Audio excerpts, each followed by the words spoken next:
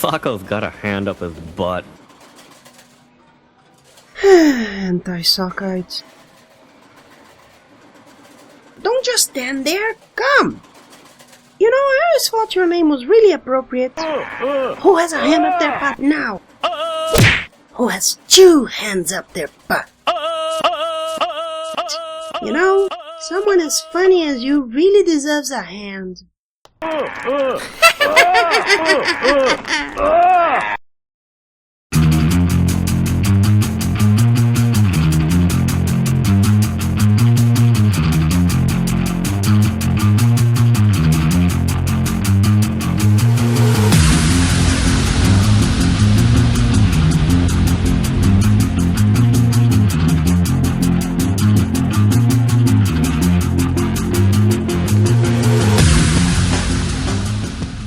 Video games have a messy relationship with other games.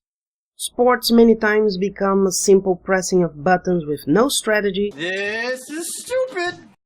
Races get extremely easy or extremely difficult, and pinball tables just get boring. Hey, Fernando, didn't you already talk about this in your last review? Did I? You did! Look! When video games started, one of the first ideas was just putting games and sports that already existed into a more practical form. Well, yeah, but there's a reason I'm coming back to the subject. Pinball tables might be the clearest and most extreme of cases. Like all other game adaptations, some were very inventive, like a castle of machinery made to prevent a hedgehog from reaching the one character that looks more like a ball. Yet, many suffer from the false notion of realism. Realism is wanting to make something similar to reality, but that doesn't mean the focus is going to be in the right place. When this false notion of realism is implemented, you have tables and mechanics that don't work well because you lack the control you'd have in a real table, but still have its difficulty. And this is the case here. The game is from 2002 and was published by New Kid Co., publishers of such games for the Game Boy Advance as E.T., a game that managed to be so ridiculous in less than 5 minutes of gameplay that I might have to cover it another day, and Green Eggs and Ham, based on the Dr. Seuss classic to help children learn how to read with its rhymes. I think I saw just one rhyme within these 5 minutes.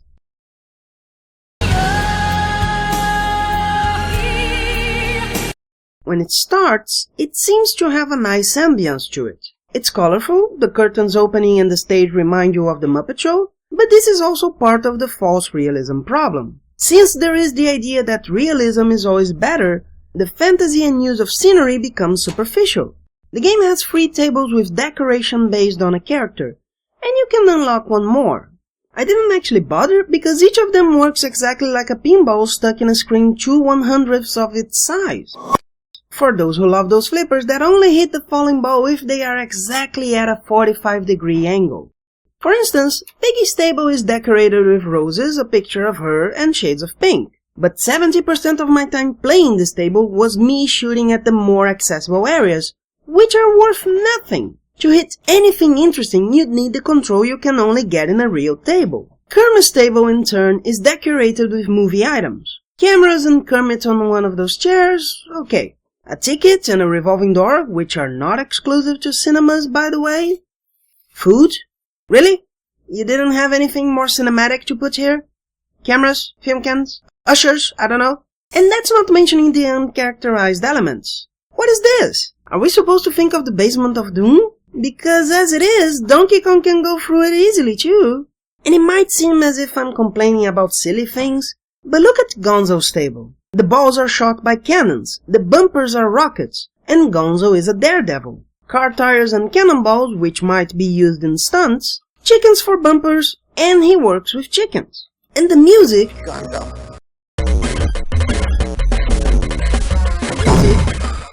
The music is upbeat and weird, exactly like the character. The playability of this table is also higher. There was no part I had too much difficulty to hit, except the tires, where there's nothing but the tires, and the tracks falling to the left, so you are not missing much. If all the tables were so well put together, this would be a much more positive review. Other than that, the targets are hard to hit because you need to have bullseye's precision, and not even Mike Tyson wants Scarifying like that on his forehead. But if you like pinball tables, the best thing here is that the buttons controlling the flippers are the ones on top of the Game Boy Advance, so maybe it feels more like a pinball table? Have fun! By the way, the buttons on the Virtual Boy would probably feel even better. But why would you not go to find a real table? Oh yeah, because they only exist in dreams with socks.